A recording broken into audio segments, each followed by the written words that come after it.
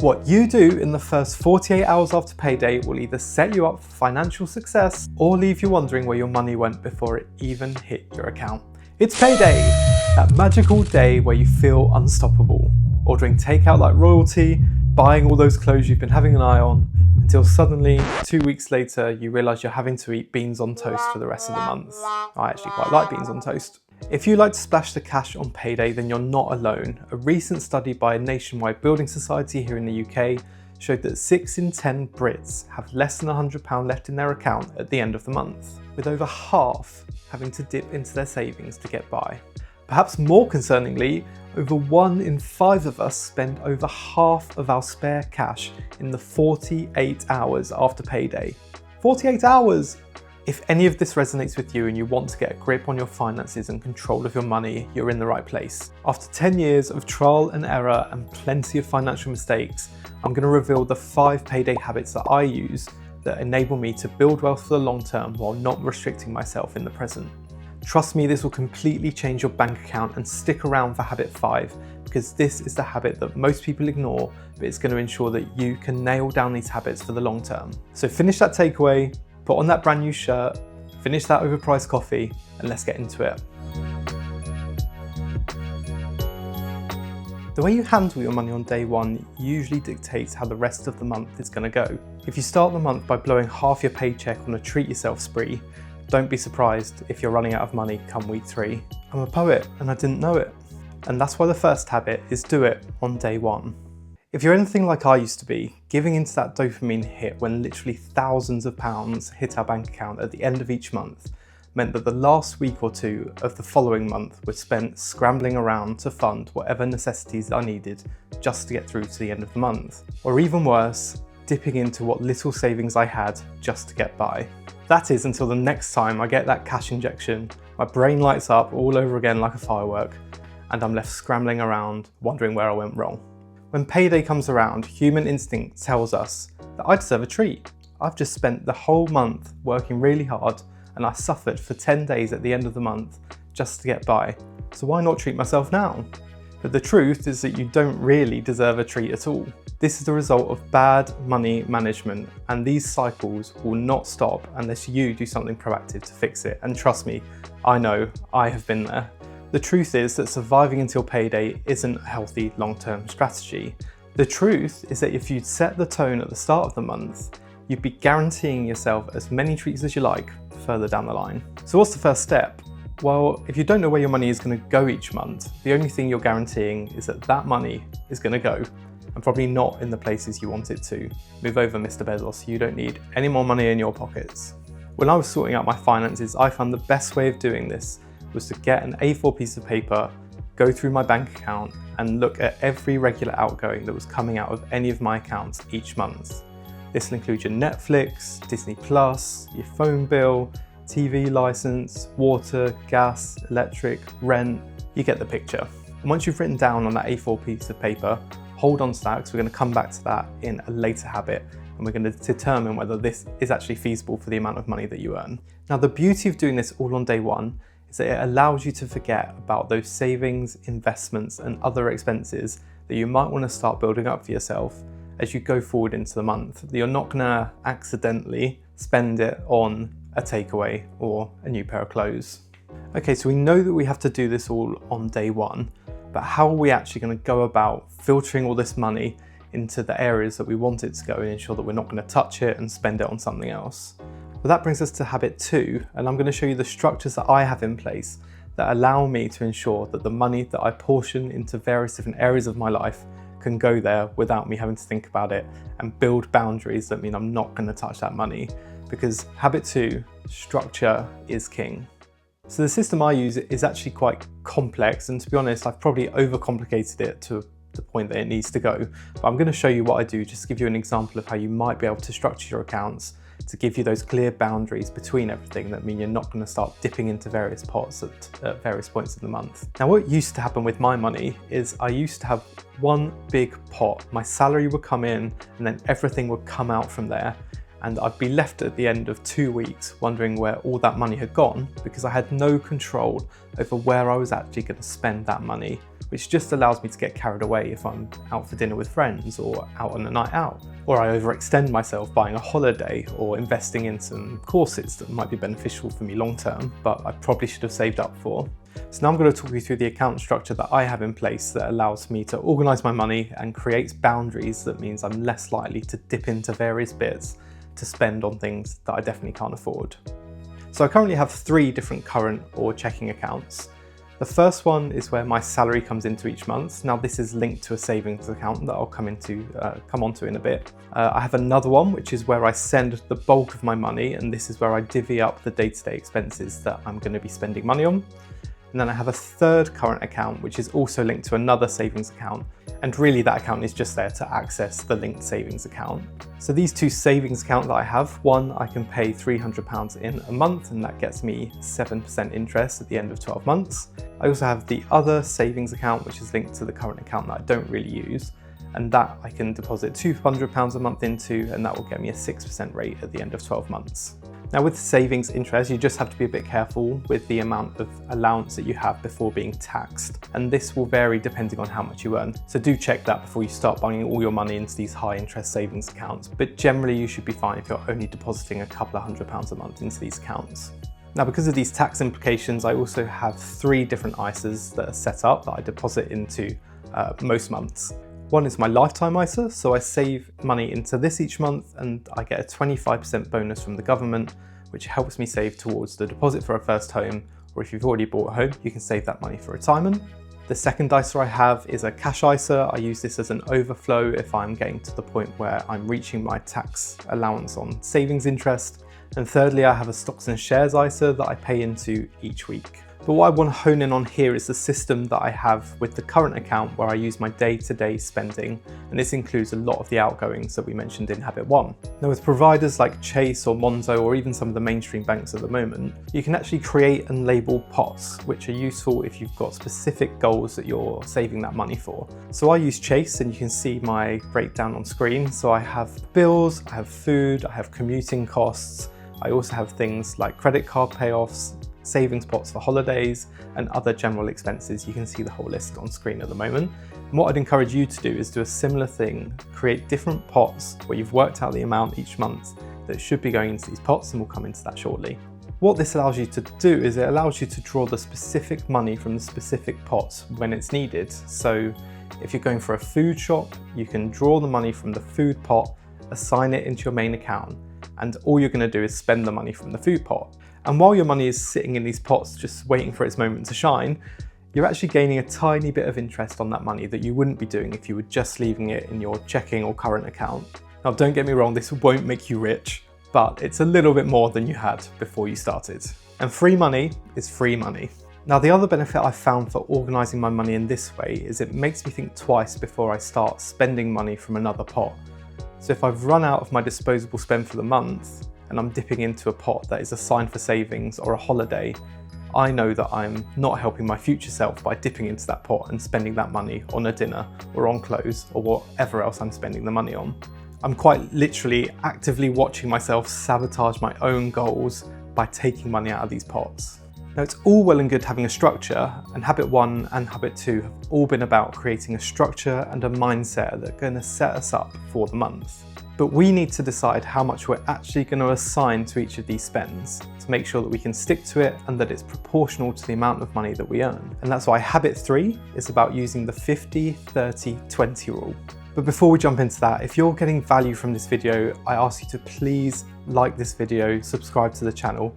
It makes a massive difference to me and this channel and helps me to produce more of this kind of content. So how does 50-30-20 work?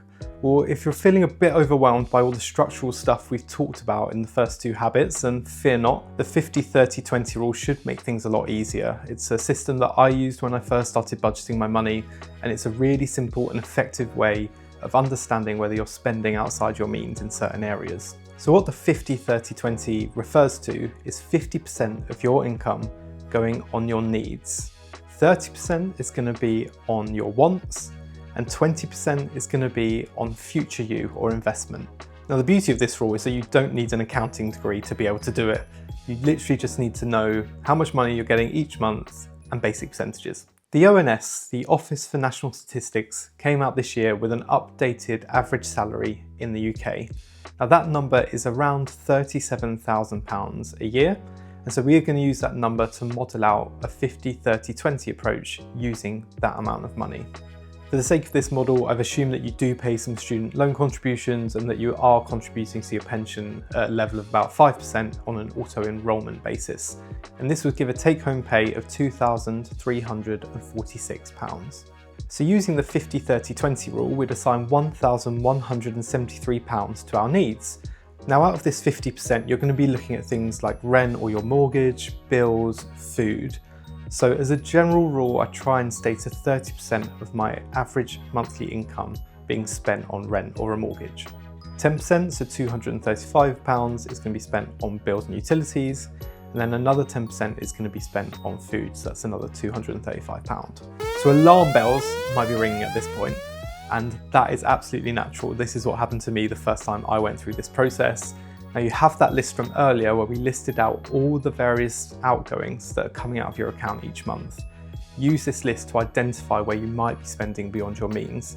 So it might be, as was the case with me, I'm a bit of a TV binger. I had Netflix, I had Apple TV, I had Disney+, I had Spotify for my music, and I was spending about £50-60 a month just on my subscriptions. Now that doesn't even take into account my water, electric, gas, etc. So you might need to take a look at these numbers and find areas that you need to cut down in order to live within your means. Now the £704 that we've allocated to our wants, this is going to cover everything within that month that we might want to spend money on. If you want a night out, that's coming out of that money. If you want to go for dinner, guess what? It's coming out of that money. If you want to go on an all-inclusive 14-day retreat at the end of the year, that's got to come out of this money. And that is where this saving mindset comes in and why I've got a savings pot on my Chase account where I'm putting in money each month to save for an all-inclusive holiday. Get me on the beach with a margarita. And the final component of this 50-30-20 rule is the 20, our investments or future self. Now straight away, when someone says investments, you might be thinking, right, I need to go download the nearest trading account and start betting all my money away on stocks. That's not what I'm saying, and obviously it goes without saying I'm not a financial advisor and this is not financial advice. But what I do is I put money regularly into my stocks and shares ISA. It's managed by people with a lot more knowledge about investment strategies than I do, and all I do here is set the level of risk that I'm willing to take on the money that I deposit into that account. Investments could also be that money that I'm building into my two savings accounts that I've got that are generating 6 and 7% interest respectively. These are going towards my emergency fund, and it's super important that we have a pot of money that is easily accessible in case the worst happens. Now I mentioned at the start of this video that almost 3 in 10 of us Brits dip into our savings on a regular basis each month. Now what you're doing there is eroding the amount of money that you have in your emergency fund, which might be needed further down the line should something terrible happen. Now that something terrible could be your roof leaking and you need to get a new roof. With a volatile job market, redundancies and layoffs are common in the workplace, and this emergency fund is going to be crucial if ever you need to dip into this money. And you should have about 3 to 6 months worth of money in this account at any one time. Now the unspoken benefit of the 50-30-20 rule is that it stops lifestyle inflation happening. Have you ever noticed that when your income goes up, so do your expenses? That's lifestyle inflation. And what's happening there is as you feel like you can afford more, the amount that you buy starts to creep up slowly. You might not notice it at first, but it's happening. Now the 50-30-20 rule stops you from upgrading your whole life every time you get a pay rise. I know it's tempting, I've been there, you just want that new car. But trust me, you're better off incrementally increasing the amount that you're putting into your 50, your 30 and your 20, your needs, your wants and your future you, than you are just adding that all to your wants. It's like going to the gym. If you did a PB on the bench press, you're not going to go and smash 5 donuts straight afterwards. You're probably going to maybe treat yourself to an extra protein shake, but you're not going to damage all the progress that you've made up to that point. And the best part about incorporating the 50-30-20 rule into your monthly budget is that you can enjoy your money guilt-free while still building wealth in the background. Your 30% wants is entirely up to you how you spend that, but you've still got your 20% future you investments that are going to set you up for the long term. It's like having an automatic success plan built into your approach to money. You don't need to think about it, you can go and enjoy your life, but just be responsible. Now, although we have a structure in place here that's going to set us up each month to deliver success, this all means nothing if we've got a monster lurking in our closet. That's right. High interest debt. In the words of my ex-girlfriend as she walked out the door, I'm better off without you. And the same is true for high interest debt, which is why habit 4 is get high interest debt gone. High interest debt is the big caveat to the 50-30-20 rule, because it guarantees you a return on investment. Who doesn't want a return on investment? If you don't tackle high interest debt first, it's like building some flat pack furniture while your house is on fire. High interest debt is that fire. So before you start investing into future you, or even splurging out on your wants, you need to tackle high interest debt first. Now you might be wondering, how does it give me a guaranteed return on investment? So if you're earning 5 to 10% on your savings and investments, but you've got 25% interest on credit card debt, or God forbid, payday loans, then you're actually losing money at the moment. So let's model this out. If you've got £10 in an account that is getting 10% interest, at the end of year 1, you're going to have £11. You're going to gain £1. If you've got £10 sat on a credit card with a 25% interest rate, you're going to owe £2.50 on that £10 by the end of the year. Now, there are two common structures used to pay back high interest debt, the avalanche method or the snowball method.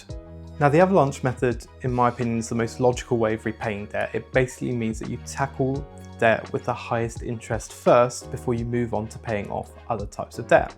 And over the long term, this will save you the most amount of interest.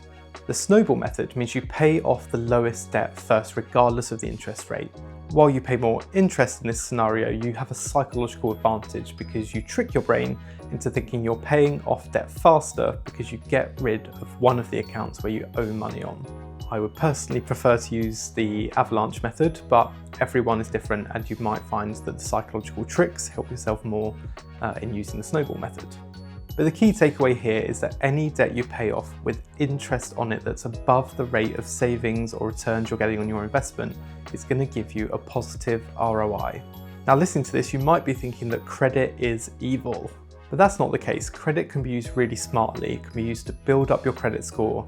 It can be used, if on a 0% rate, to build up additional income through savings and investments, as long as you pay off that money when the promotional period ends.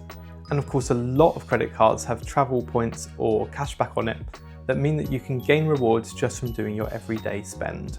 So after scaring you about debt for the past 5 minutes, habit 5 is the habit that is going to ensure that you can stick to this system consistently over time, and it's not just going to be a one-off. This is a habit that I use to ensure that I don't get fatigued by all the brain work that goes on payday and all the structure that I put in place to ensure that I'm not overreaching myself. So habit 5, treat yourself, but do it smartly.